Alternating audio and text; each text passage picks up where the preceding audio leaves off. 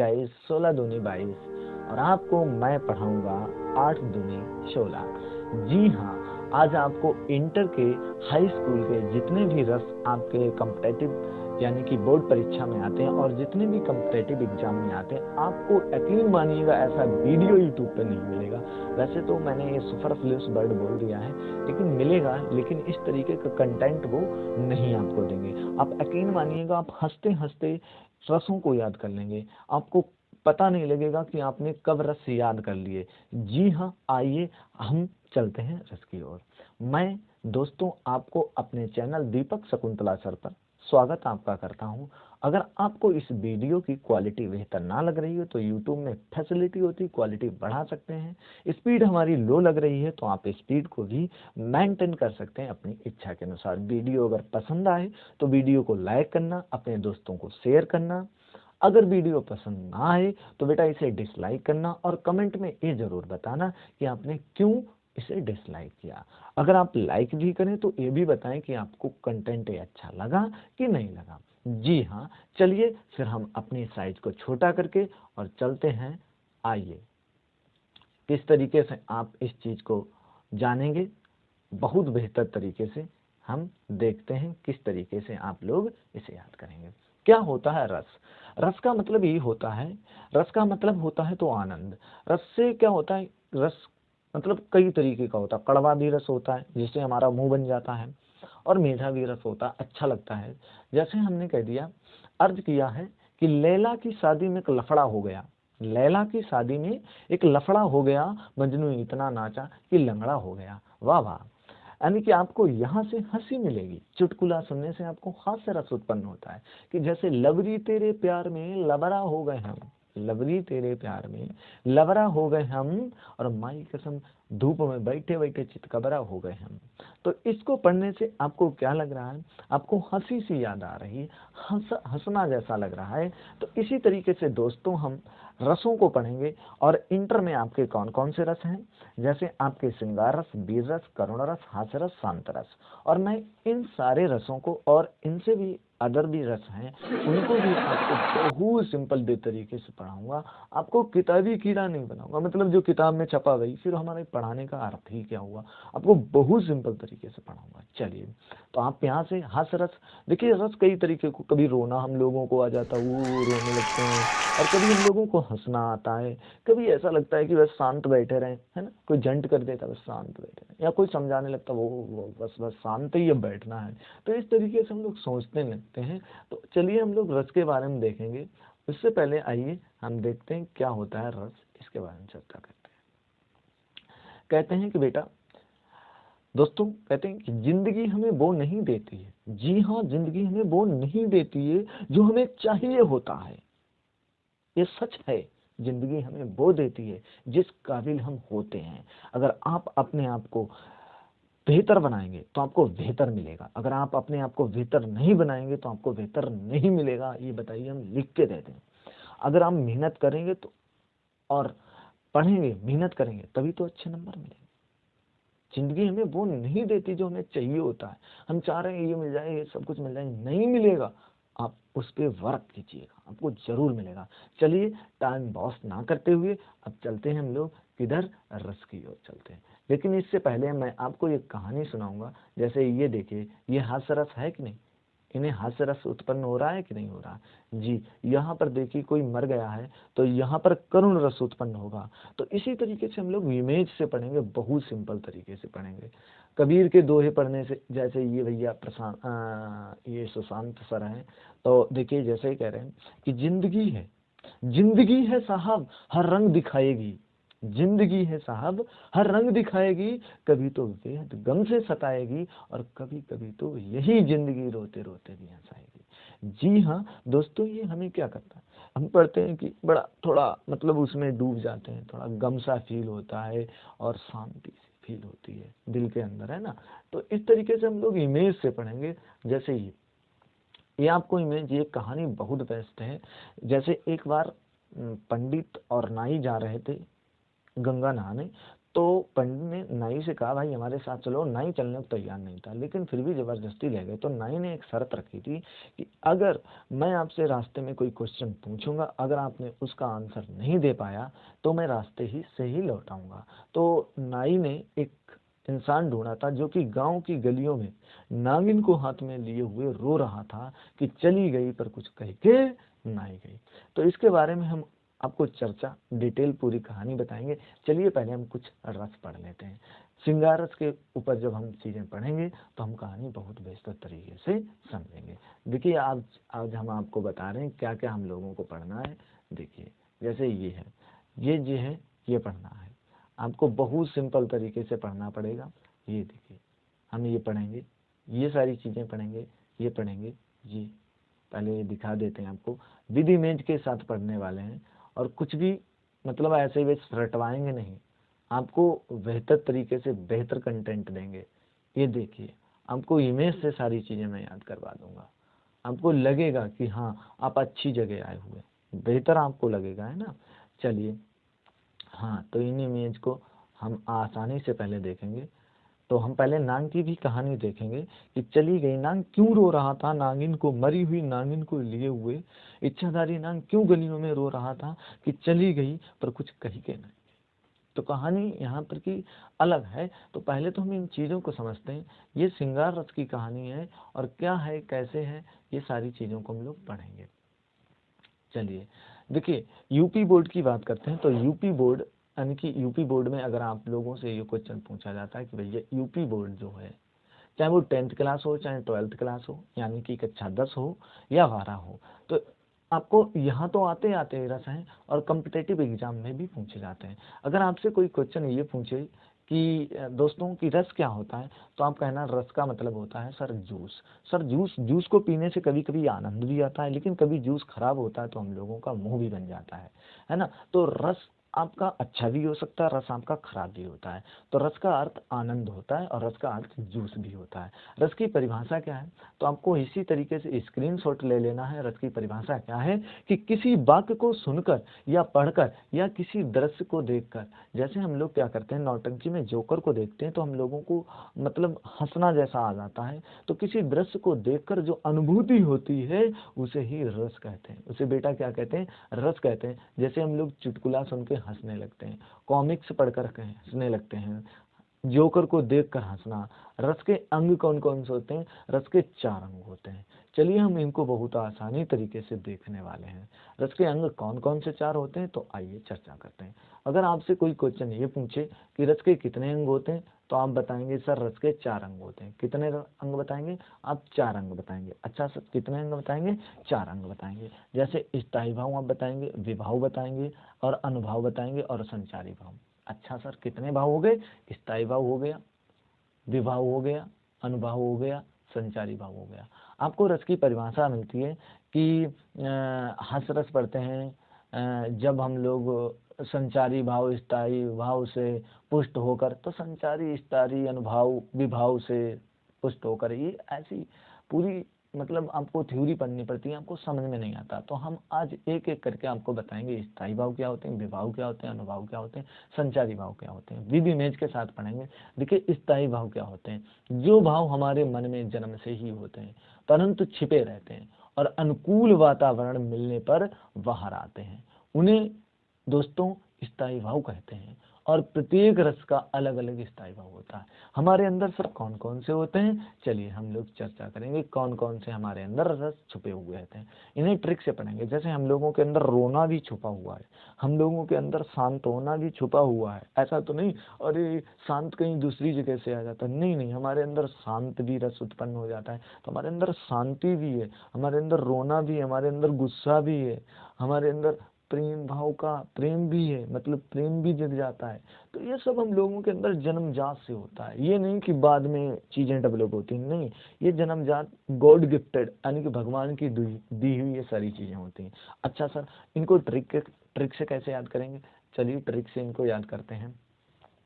अगर आपसे ये क्वेश्चन पूछा जाता है कि जैसे ये रस है और आपसे ये क्वेश्चन पूछा जाए कि भैया कि रस और स्थायी भाव, जैसे श्रृंगार रस का स्थायी भाव क्या होता है, रति। ट्रिक से कैसे हम याद करेंगे? तो देखिए, ट्रिक से बहुत सिंपल तरीके से हम ट्रिक से इसे याद कर लेंगे। तो श्रृंगार रस है, श्रृंगार रस का स्थायी रति होता है। आप ही बताइए, श्रृंगार श्रृंगार कौन करती हैं? लेडीजें करती हैं। तो लेडीजें क्या करती हैं? खाना बनाती हैं, और रात में रसिया के लिए रात में क्या करती हैं? श्रृंगार करती हैं। तो जब भी आ जाए श्रृंगार रस, ओह श्रृंगार तो लेडीजें करती हैं, कब? शाम में, यानी कि रात में करती हैं। हास्य रस, हास्य में हास आ ही रहा है, तो यहाँ पर हास आ रहा है। अगर आपसे क्वेश्चन ये पूछा जाए, हाई स्कूल में ऑब्जेक्टिव पूछे जाएंगे रस, आपको थ्योरेटिकल नहीं लिखने पड़ेंगे, इंटर में लिखने पड़ेंगे, तो आप लोगों को याद भी करने पड़ेंगे। हास रस का स्थायी भाव हास होता है। हास का मतलब होता है हंसना, यानी कि हास्य हंसना एक जैसा लग रहा। करुण का मतलब होता है दुख, दुख दुख का मतलब जैसे कोई भी अगर मर जाता है, बंधु विनाश, या आपकी कोई महंगी चीज गिर जाए, तो वहां पर करुण रस उत्पन्न होता है। करुण रस का मतलब जैसे कोई मतलब मर जाता है ना, तो उसमें क्या होता है? दिक्कत सी ये फील होती है। देखिए यहाँ पर इन लोगों को करुण रस उत्पन्न हुआ है। इनके हृदय में शोक नामक एक स्थायी भाव है। शोक का मतलब दुख। ये हम लोगों के अंदर दुख होता है और टाइम टू टाइम चीजें निकल आती हैं, है ना दोस्तों। तो यहाँ पर ये जितने कैंडिडेट खड़े हुए हैं, रो रहे हैं, इनके अंदर शोक उत्पन्न हुआ, शोक बाहर आ गया और ये रोने लगे। इनका अनुभव कैसा हो गया? विभाव अनुभव, विभाव अनुभव संचारी भाव से पुष्ट होकर के रोने लगे हैं। दिखने लगा है कि हाँ, अब इनको करुण रस ही सता रहा है। तो हम लोग यहाँ से सारी चीजें देखेंगे। चलिए, तो हम लोग क्या करते हैं, आइए फिर इस पे। तो स्थायी भाव क्या होते हैं? ये जन्मजात ही होते हैं, गॉड गिफ्टेड होते हैं, भगवान के दिए होते हैं। तो इनको हमने कहा था ट्रिक से आपको रटना है।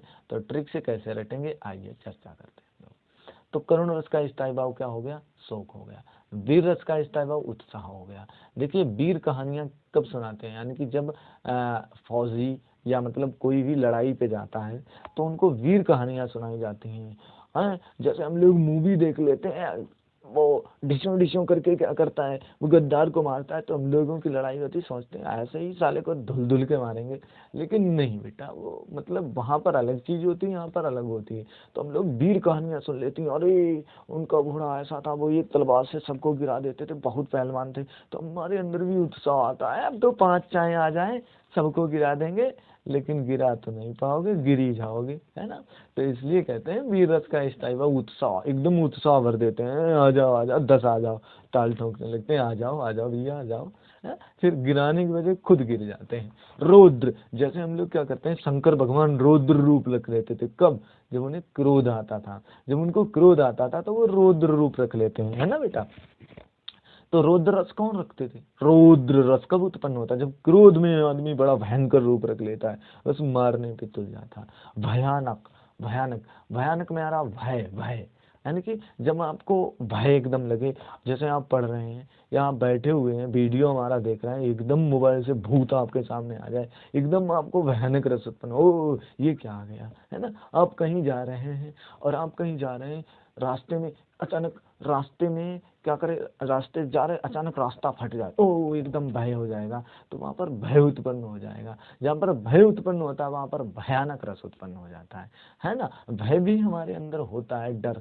जैसे गांव में हम लोग बैठते सामने, लल्ला बगिया भूत, रात है, और भूत जो है, अगर तुम जाओ 10 बजे, तो वो तुम्हें बगिया हाँ चिल्लाते हुए मिलेगा, है ना। तो हम लोगों के अंदर छोटे छोटे थे, ऐसे कहानियां सुनाने लगे, भय उत्पन्न हो जाता था। ओ अब रात में तो मतलब बिस्तर पे मूत भी रहते थे, है ना। तो ये दिक्कत होती है, भय उत्पन्न हो जाता। विभुत्स, विभुत्स रूप का, विभुत्स क्या होता है? जैसे मान लो आपके सामने कोई मतलब मरा हुआ मुर्दा कोई नोच नोच के खा रहा है, तो आपको घृणा सी लगेगी, तो उसे विभुत्स रस कहते हैं। अद्भुत, एकदम अद्भुत चीज दिखने, ओ ओ माय गॉड, जैसे मैं बताते बताते यहाँ से एकदम गायब हो जाऊं, गायब होके दिखाऊं। देखिए, जैसे बताते बताते मैं क्या करा, एकदम गायब हो गया, ये गायब हो गए, और बताते बताते एकदम फिर से आ गए, तो ये क्या है? एकदम मतलब चीजें गायब हो जाए, अच्छा ये सब ही होता है, एकदम अद्भुत सा लगे, है ना। वात्सल्य, शांत रस, शांत में निर्वेद रस होता है, इसका निर्वेद, निर्वेद होता है। शांत रस का स्थावर निर्वेद, वात्सल्य का वात्सल्य होता है, और भक्ति रस का भक्ति होता है। लेकिन हम लोगों को श्रृंगार पढ़ना, हास्य पढ़ना, करुण पढ़ना, वीर रस पढ़ना और शांत रस पढ़ना है, क्योंकि इंटर में है। और फिर पढ़ने तो सारे ये कॉम्पिटिटिव एग्जाम के लिए भी आते हैं। चलिए अब हम देखते हैं हास्य रस का। हास्य रस के बारे में ये सारी चीजें देखनी, ये रिपीट स्लाइड है। आइए विभाव, अनुभाव, संचारी भाव चीजें देखेंगे। ये क्या होते हैं विभाव, अनुभाव, संचारी भाव। विभाव क्या होता है, देखिए परिभाषा इसकी क्या कहते हैं, स्थायी भाव को जगाने वाले तत्वों को विभाव कहते हैं। जो हमारे अंदर भय भी होता है, भय भी हमारे अंदर होता है, शांत भी रस भी हमारे अंदर, प्रेम भी हमारे अंदर होता है, लेकिन इनको भी चीजें जगा देती हैं, कोई इनको भी जगा देता है, तो इसे कहते हैं विभाव। क्या कहते हैं बेटा, उसे विभाव कहते हैं। विभाव कितने तरीके के होते हैं, तो आपसे कोई क्वेश्चन पूछे विभाव कितने तरीके के हो, तो आप बताएंगे 3 तरीके के होते हैं विभाव। सर कौन कौन से, आलंबन, उद्दीपन और आश्रय। क्या होते हैं आलंबन, उद्दीपन, आश्रय, जिसके कारण स्थायी भाव उत्पन्न हुआ, जैसे नायक और नायिका। उद्दीपन क्या होता है, स्थायी भाव को तीव्र करने वाले तत्व, जैसे ये चीजें। आश्रय, टाइट पैंट है, पहनावा, फटी जींस, सुंदरता। आश्रय, जिसके हृदय में स्थायी भाव जगता है, जैसे नायक नायिका। अब मैं आपको कहानी बताऊं, देखिए क्या होता है आलंबन। आलंबन याद कर लो, जिसके कारण स्थायी भाव उत्पन्न हुआ, जिसके कारण, और जिसके मन में हुआ वो आश्रय हो जाएगा। और मतलब किसी का पहनावा देख के तो उद्दीपन हो जाएगा। आइए पहले हम इमेज से इसे समझते हैं, बहुत बेहतर तरीके से समझेंगे। देखिए जैसे मान लो ये कोई लड़का है, ये लड़का इन लड़कियों को देख रहा है, या ये लड़कियां जो हैं, ये लड़कियां इस लड़के को भी देख सकती हैं। जरूरी नहीं लड़का ही लड़कियों को देखता है, लड़कियां भी तो लड़कों को देख सकती हैं। तो जैसे इस लड़के ने इन लड़कियों को देखा, ओह, तो इसके माइंड में क्या करने लगे, इसके माइंड में ख्याल चलने लगे। तो देखिए मतलब किसके कारण चल रहे हैं, इन लड़कियों के कारण इसके माइंड में ख्याल चले। जिसके माइंड में चले मतलब अब ये आसरा लगाने लगा, तभी ये हो गया आश्रय। और जिसके कारण चले वो हो गया आलंबन। ये लड़कियां आलंबन है, या ये लड़कियां इस लड़के के बारे में सोच रही हैं, गुड बॉय, बेहतर है, अच्छा है, ओह मजा आ जाएगा, मिल जाए, है ना। तो कहने का मतलब ये है कि अगर ये जो लड़का है अगर इन लड़कियों के बारे में सोच रहा है, तो लड़कियां हो गई आलंबन और लड़का हो गया आश्रय, क्योंकि इसने आसरा लगा दिया। लेकिन अब देखिए उद्दीपन क्या हुआ, अब इनकी टाइट पैंट देख करके, अब देखिए ये शरीर मतलब ढका हुआ नहीं, इस चीज को देख करके अब इसके अंदर मतलब करारी नहीं पड़ रही होगी, आराम से मतलब जो इनकी इच्छाएं वो और तीव्र हो गई होगी। मतलब ये सारी चीजें ऐसी उद्दीपन हो गई, मतलब जो स्थायी भाव हैं प्रेम को और बढ़ा दिया होगा। मतलब अब तो भाई, अब तो मतलब क्या होगा, अब भगवान ही जाने, है ना। तो अब इसके माइंड में, इस लड़के के माइंड में इन लड़कियों के लिए कुछ ना कुछ ख्याल चलने लगा। अब वो ख्याल और तीव्र कर दिया किसने, टाइट पहनावे ने, है ना, मतलब उगरे हुए शरीर ने। तो ये दिक्कत सी हो जाती है ना।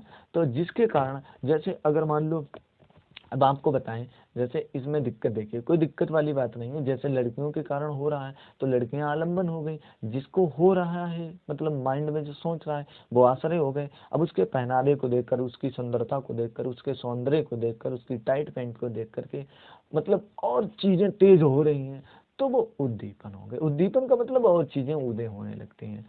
चलिए फिर भी हम समझाने की कोशिश करेंगे आपको कैसे। देखिए समझिए, जैसे मान लो यहाँ पर क्या है, सरफ है, यहाँ पर क्या है, सरफ है, और यहाँ पर आप खड़े हुए हैं, और यहाँ पर क्या है, यहाँ पर है आपका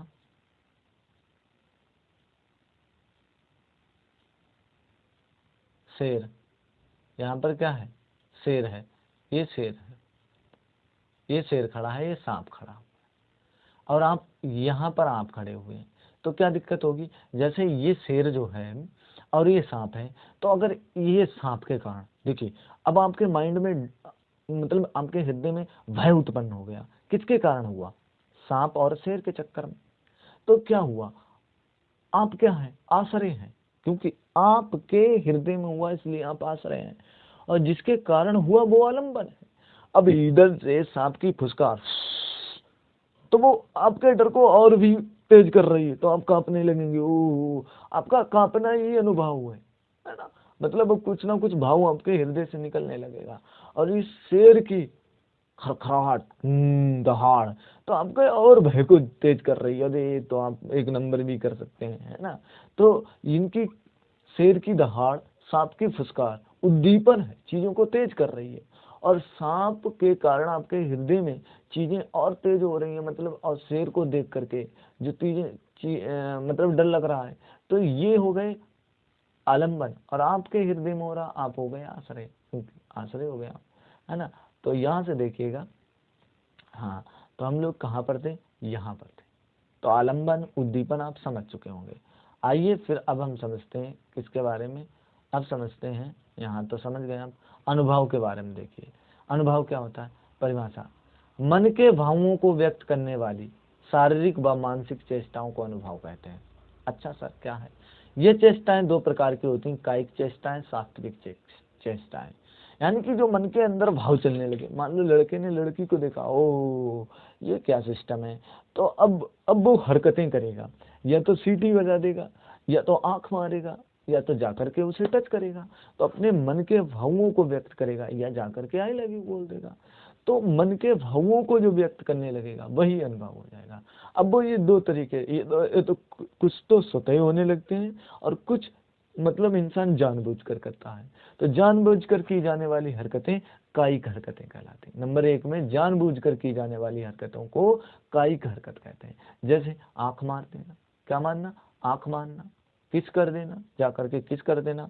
अब वो भी, अब लड़की को आप किस करोगे तो उसका भी अनुभव कुछ ना कुछ रिएक्ट होगा। वो चप्पल मार दे तो उसका भी एक अनुभव, उसके माइंड में भाव आया होगा, अगर ये आ गया तो इसकी धुलाई तो कर देंगे, मुंह बिगाड़ देंगे, तो किस कर देना, है ना। सीटी बजाना, भौएं चलाना, तो भौएं चलाना, ये क्या हो गया, ये अनुभव हो गया, अपने मन के भावों को व्यक्त करने लगा इंसान, तो वही तो अनुभव होते हैं। अच्छा सर, ओके ओके, आप समझ रहे हैं।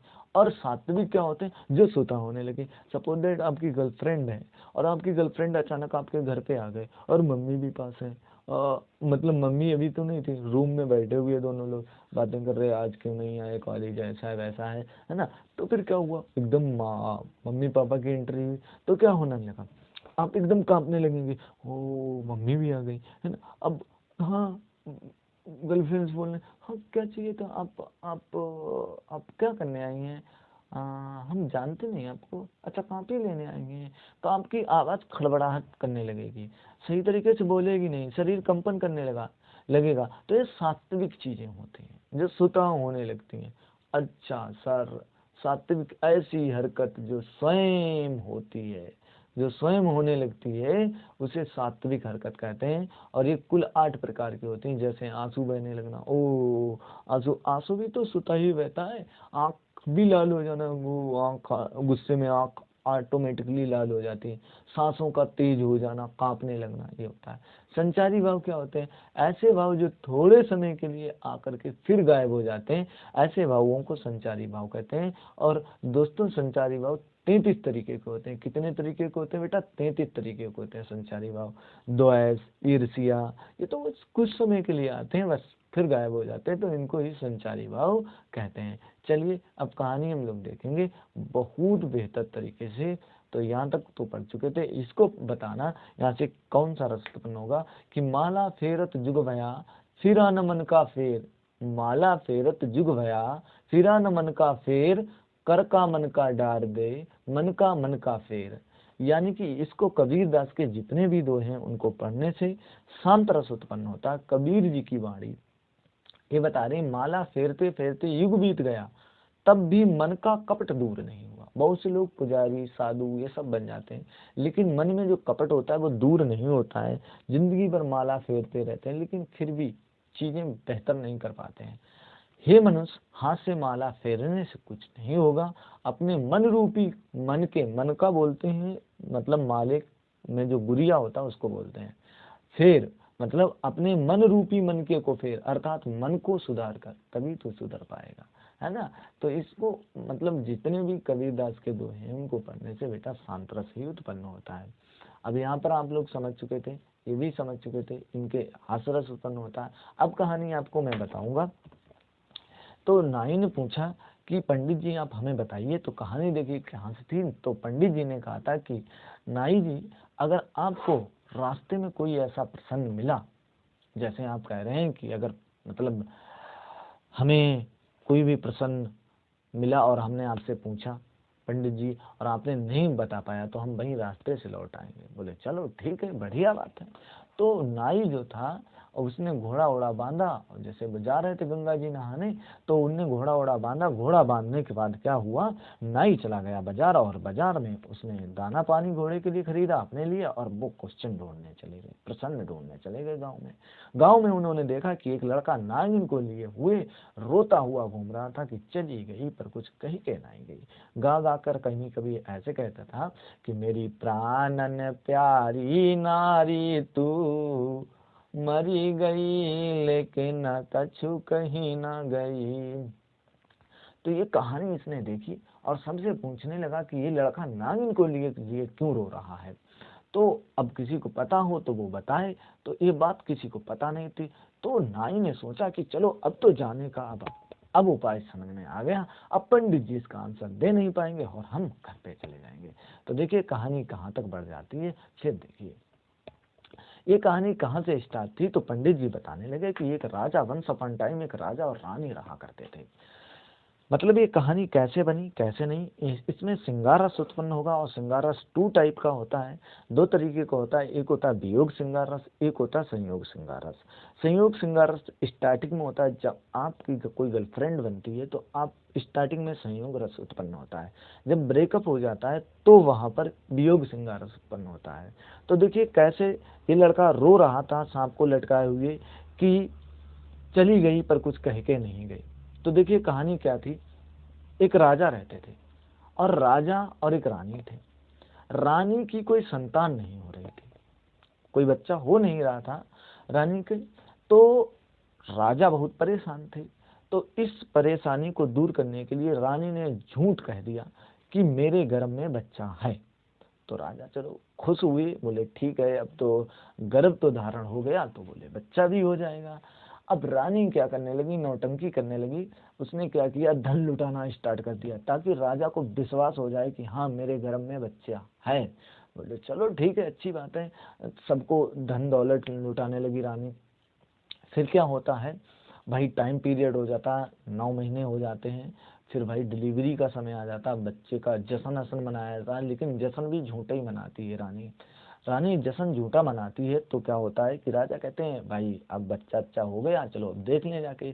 तो देखने जाता है तो रानी फिर बहाना बना देती कि पंडित जी कह गए हैं कि पिताजी को दिखाओगे तो बच्चा मर जाएगा। कहानी इसने झूठी बना दी। तो देखिए कहानी झूठी कैसे, अब राजन का चलो कोई बात नहीं, अब है तो देखेंगे जरूर ही। तो भाई बच्चा बड़ा हो गया, शादी आदि वाले आने लगे। बोले लल्ला कहाँ है, लल्ला को दिखाओ। तो लल्ला हो तो देखा हो जाए, लेकिन लल्ला तो है ही नहीं। तो ये हुआ कि बोले फिर रानी ने बहाना बना दिया कि जब तक लड़के की शादी ना हो जाए तो पंडित जी कह गए तब तक पापा को मत दिखाना, पिताजी को मत दिखाना, क्योंकि बच्चे को हानि पहुंच सकती है, बच्चा मर सकता है। बोले ठीक है। अब शादी वाले आने लगे, बच्चा हो गया बड़ा, बच्चा हो तो हो। तो रानी दिखाए, बच्चा था नहीं। तो शादी वाले आने लगे, बोले राजा बोले भाई बच्चे को लड़के को ले आओ, शादी वाले आ रहे हैं दिखा दे। बोले नहीं, वो पापा नहीं देख सकते हैं। अब पापा साथ में बैठेंगे तो देखेंगे जरूर, है ना। तो ऐसा हुआ। तो राजा से कहा भाई, मतलब जो लड़की वाले आए थे कि तुम शादी तय कर दो और जब टाइम आएगा तो हम लड़के को लेके चले आएंगे। बोले राजा महाराजा वाली बात, अब लटुओं वाली बात थोड़ी ना है। बोले ठीक है चले आना, टाइम हो जाए बस लड़के को आप लिए आना, ठीक है बढ़िया बात है। अब लड़का हो तो लेके आए। अब भैया शादी का भी समय आ गया, अब शादी तय हो गई तो वो दिन भी आ गया जिस दिन शादी जाएगी। अब रानी इधर परेशान। अब राजा कह रहे भाई लड़का है तो उसे सुधारो, अब लड़का हो तो उसे सुधारा जाए।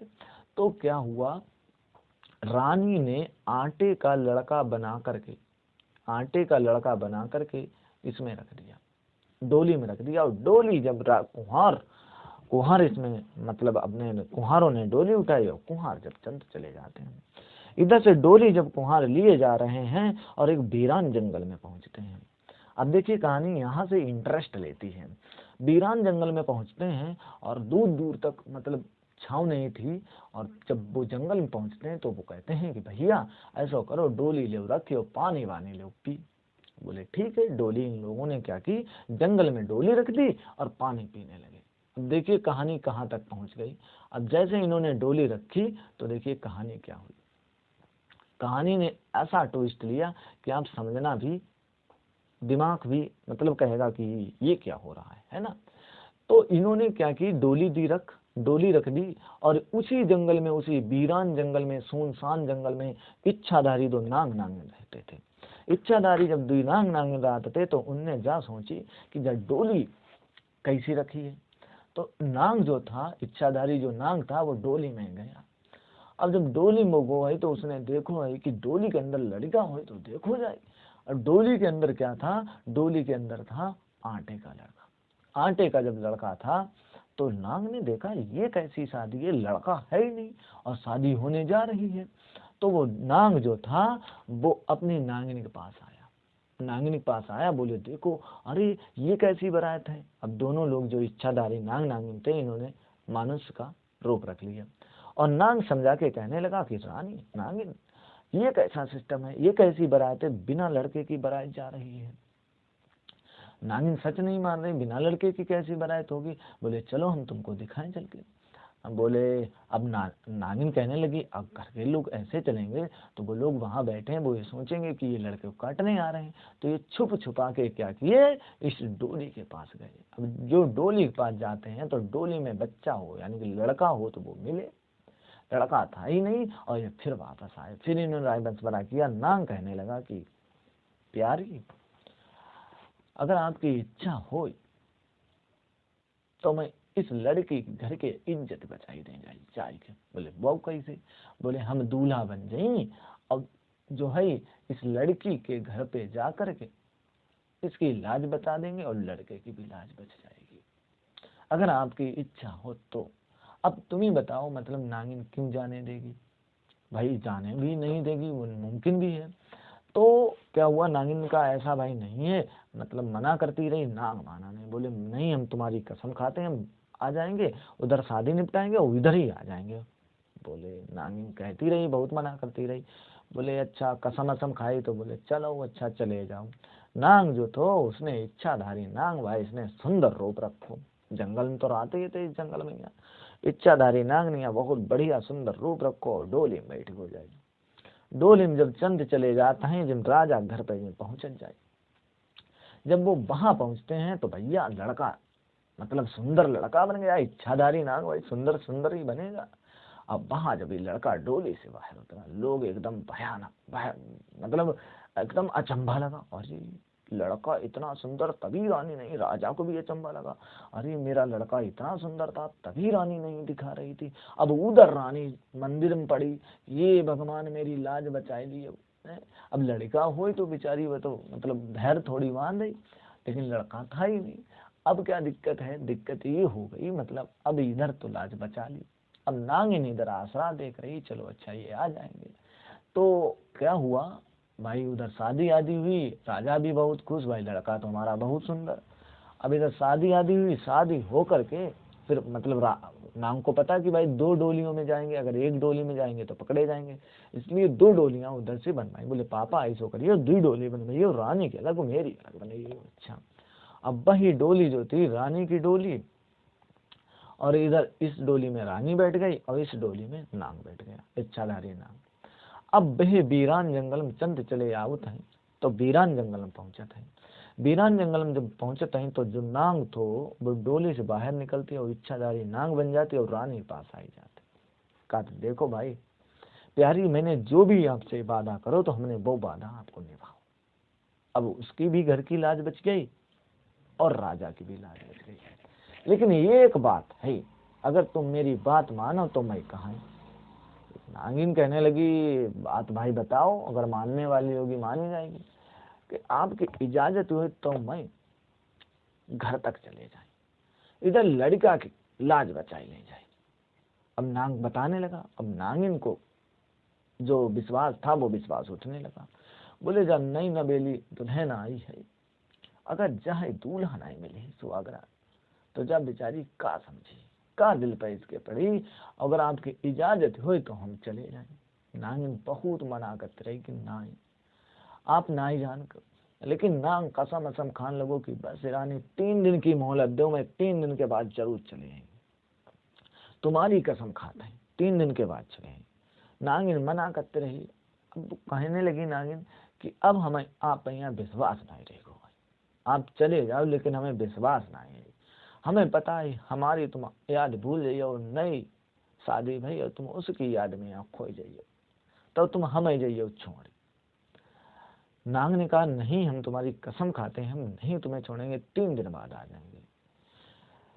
तो नागिन ने हाँ तो नहीं की, ऐसे ही ऊपर से कह दिया अच्छा चले जाओ। अब नागिन को विश्वास था कि ये मुझे छोड़ तो जरूर जाएंगे।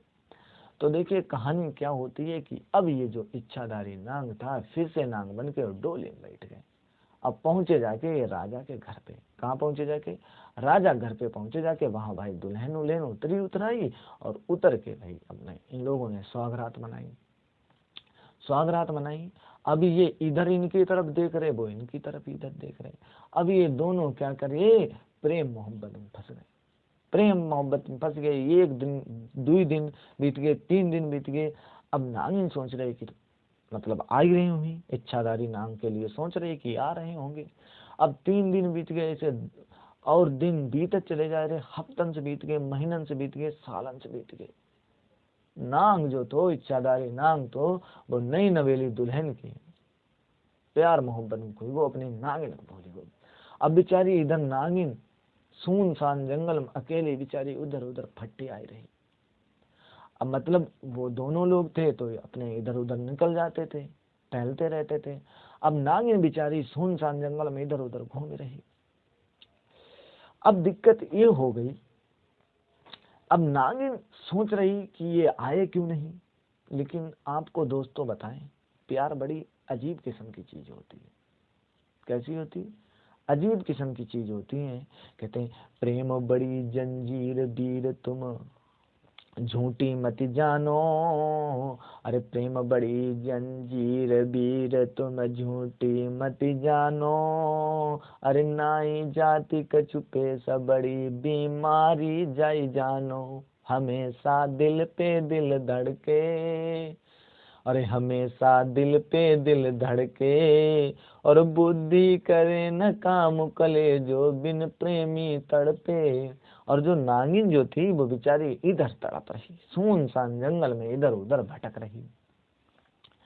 अब इधर नाग ने सोची कि नागिन भाई छोड़े बहुत दिन हो चुके हैं, अब नागिन की नहीं याद ही आई नाग कहीं। अब इनने सोची कि नागिन अब हमें छोड़ी जरूर नहीं, क्योंकि नागिन को मैंने धोखा दो, नागिन हमें डसी जरूर आई, नागिन खाई जरूर ली आई।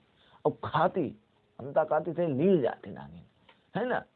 लेकिन दिक्कत क्या थी, कहानी अब यहाँ पर की आ गई। नागिन और इन्होंने क्या किया, चलो ठीक है अब आपको याद आई, अब तो जाना चाहिए था, है महोदय, है दिक्कत क्या थी आपकी। तो इन्होंने क्या किया, बोले राजा से, बोले अपने पापा से, बोले ऐसा करो पापा, हमें कुछ अशगुन सा लग रहा है, ऐसा करो पूरे महल के चारों तरफ नहर खुदवा दो और उसमें पानी भरवा दो। बोले चलो भाई, राजा महाराजन की बात नहीं देर में हो जाती, मिनटन काम सेकंड में होता। तुरंत लेबर लग गए और नहर खुदवाई, उसमें पानी भरवा दिया। ये इच्छाधारी नाग की चाल ये थी कि वो नागिन जो थी, वो नागिन इस घर में प्रवेश ना कर पाए, फटक फटक के उधर ही मर जाए। लेकिन नागिन को याद आ गई और नागिन वो तड़प में, अब वो भी उधर खिसियानी। और वो क्या की, उसने नहर में थोड़ा तिनका विनका पड़ा था, मतलब ऐसे सहारा लेकर के वो नहर से निकल के और आ गई महल में। जब महल में आ जाती, देखिए ये नागिन है उधर वीरान जंगल में भटक रही बेचारी, इधर उधर घूम रही। तो ये ऐसे ढूंढते ढूंढते ढूंढते ढूंढते रास्ता जो थी वो नहर से महल में आ गई। उसे पता था भाई राजा घर में होगा, क्योंकि वो तो रानी के लिए आया था। अब देखिए क्या था, अब वो जैसे रानी ने मतलब नागिन ने एंट्री मारी, अब इस नागिन ने क्या किया, महल कैसे न कैसे होकर ये महल में एंट्री मारती। महल में जैसे ये नागिन आई तो इसने देखा कि भैया हमारे जो नाग देवता हैं वो दूसरी नागिन के साथ पड़े हुए हैं, नागिन इनका विष खींच रही है। तो दिक्कत क्या हुई, नागिन के दिल में धक से बोली जाके, बोले तुमने कही 3 दिन आई, 3 दिन बाद आई, और इनने सालन से गुजार दो। अब नागिन बेचारी बड़ी परेशान, अब सोच रही और नांग सोच सकते हो कि जब हमें डस जरूर ली ही आई, खाई ली है, हम तो आज तो खाई लेती, कच्चो खाई लेती। लेकिन दिक्कत क्या हुई, अब नागिन सोच रही है डसें तो डसें किसे, अगर हम नहीं डस लेते हैं तो जो इस नारी प्रेम में इतने अंधे हुए हैं। अगर सोची कि अगर मैं इस लेडीज को डस लेती हूँ, रानी को, तो जो है हमारे पति महाराज, पतीली महाराज जो है इस नांग मतलब नारी की प्रेम मोहब्बत में इतने अंधे हुए गए हैं, तो जो वियोग में यहाँ क्या करें, मरी जाएंगे। और हम विधवा हैं, जैसे विधवा जो हुई जी, अगर हमें इन्हें डसत है तो जैसे हम विधवा हैं वैसे जो विधवा है, मतलब कहानी दोनों घंटे विधवा ही रही। तो नागिन इंतजाम बनाओ। और नागिन बेचारी, मतलब जब ब्रेकअप होता है तो आदमी वैसे भी बड़ा टूटा हुआ होता है, वो दूसरों की जान नहीं लेता, खुद की जान को बलि दे देता है। क्या बताएं आपको। तो जो नागिन थी उसने सिर पटक पटक पटक पटक पटक पटक उसी चारपाई के पास, बिट के पास अपनी जान दे दी। जब सुबह हुआ तो ये नाग देवता जागे, वो ससुरवा के नाग देवता है, चलिए आप ये जागे तो इन्होंने देखा, अरे मेरी बेचारी नागिन मरी पड़ी हुई है। तो इन्होंने नागिन, अब इन्हें नागिन की सुधाई, अरे यार तुम दहल मत खुदवाते, नहर मत खुदवाते, मत पानी भरवाते, मतलब किसी को धोखा दिया जाता है, ऐसे धोखा नहीं दिया जाता है। तो क्या हुआ, अब ये नागिन को उठाए फरस पर से, रोने लगे। अब रो रो के यही चिल्ला रहे कि मेरी प्राणन प्यारी नारी तू मरी गई, लेकिन कछु कहीं ना गई। यानी कि अब ये नागिन को लिए लिपटाए लिपटाए गलियों में घूम रहे और यही चिल्ला रहे, चली गई पर कुछ कहीं कहना ही गई, चली गई पर कुछ कहीं कहना ही गई। तो देखिए यहाँ पर का जो सार था, सार ये है बेटा, सार ये है कि जैसे इस नांग का, नांग जो था, नांग और नागिन के बीच में, नांग और नागिन के बीच में, नागिन के बीच में क्या उत्पन्न हुआ, वियोग रस उत्पन्न हुआ, ब्रेकअप उत्पन्न हुआ। और नांग और उस नारी, नारी बोले तो राजकुमारी, ना राजकुमारी के बीच में संयोग श्रृंगार रस उत्पन्न हुआ। अब हम एक एक करके रसों को पढ़ेंगे। आज हमने समझा है क्या होता है स्थायी भाव, संचारी भाव, अनुभव, आलंबन। क्या होता है, अनुभव वो होते हैं जो आप अपने अंदर के भावों को व्यक्त करने लगते हैं, सीटी बजाने लगते हैं, कांपने लगते हैं, है ना। और उद्दीपन क्या होता है, जो आपके अंदर भाव है उनको भी तेज कर देता है। और आलंबन क्या होता है, वो भी आप समझ गए, किसी के कारण आपके मन में जो विचार चलने लगते हैं वो आलंबन होता है। जिसके अंदर चलते हैं, जो आसरा लगा लेता है, वो आश्रय होता है। अब हम लोग श्रृंगार रस, वीर रस, करुण रस, हास्य रस, शांत रस अगली नेक्स्ट वीडियो में पढ़ेंगे। आपको अगर ये वीडियो बेस्ट लगी हो तो आप इसको लाइक, अगर मतलब अच्छी ना लगी हो तो डिसलाइक करके आप ये जरूर बताएं क्यों आपने डिसलाइक की। और लाइक भी करें तो आप ये जरूर बताएं वैसी लगी कि नहीं लगी, तो आप कमेंट भी करके बता सकते हैं। चलिए तो क्या है, हाँ देखिए यहाँ से ये चीजें देख चुके थे। तो आप इस नांग, इच्छाधारी नांग और नागिन के लिए एक कमेंट सुंदर सा जरूर लिखना, क्या आपको कहानी समझ आई। अब इस उदाहरण को पढ़ के आप बताएंगे इसमें कौन सा रस उत्पन्न हो रहा है। खुद को कर बुलंद इतना की, खुद को कर बुलंद इतना की, हिमालय की चोटी पर जा पहुंचे। खुद को कर बुलंद इतना की, हिमालय की चोटी पर जा पहुंचे। और खुदा तुमसे पूछे, अब एक गधे अब उतरेगा कैसे, है ना। तो आपको बताना है इसमें हास्य रस उत्पन्न हुआ कि नहीं, हास्य, हंसी सा उत्पन्न हुआ कि नहीं हुआ, तो इसमें हास्य रस उत्पन्न हुआ। चलिए दोस्तों, आपको मिलते हैं हम नेक्स्ट वीडियो में। और आपको जितने भी दोस्तों इंटर, हाई स्कूल, जो भी चैप्टर पे आपको दिक्कत हो रही है, आप कमेंट करके आप बता सकते हैं कि सर हमें इस चीज पे वीडियो चाहिए, तो मैं आपको उस टॉपिक पर वीडियो बना दूंगा। और आपको समझ में ना आए तो गारंटी वापस। मेरा नाम है Deepak sir, my channel Deepak Shakuntala sir. आप इसको सपोर्ट करेंगे तभी हम आपको सारी चीजें फ्री में प्रोवाइड करेंगे। है ना। तो आप लोग सब्सक्राइब जरूर कर लीजिएगा। चलिए मिलते हैं नेक्स्ट वीडियो।